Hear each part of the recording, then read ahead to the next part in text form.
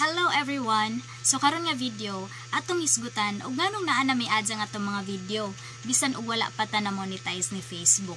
Kay bisan ako nakapangutana po ko sa akong kaugalingon og nganong naa na may ads akong mga videos bisan og wala pa ko na monetize.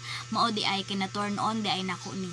Watch till the end para kahibaw ka ani nga butang og paki-follow na pod og naganahan ka ani nga video.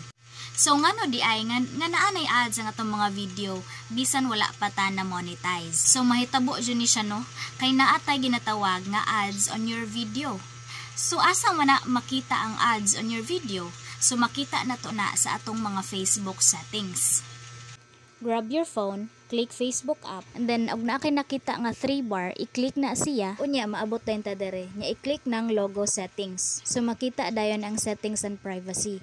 Scroll down lang nimo, unya og naa na kay makitaan nga ads and content you create, i-click na siya. Unya maabot dayon ta diri show ads on my video. So atong basahon. When this is on, your eligible public videos can show ads. If you turn off these settings, ads will no longer be placed on your videos. Buot pasabot, kung imuha nang i-turn on, mabutangan ang atong mga eligible videos og ads. Pero og imuha nang i-turn off, mawala ang mga ads nga makita nato sa ato ang mga videos.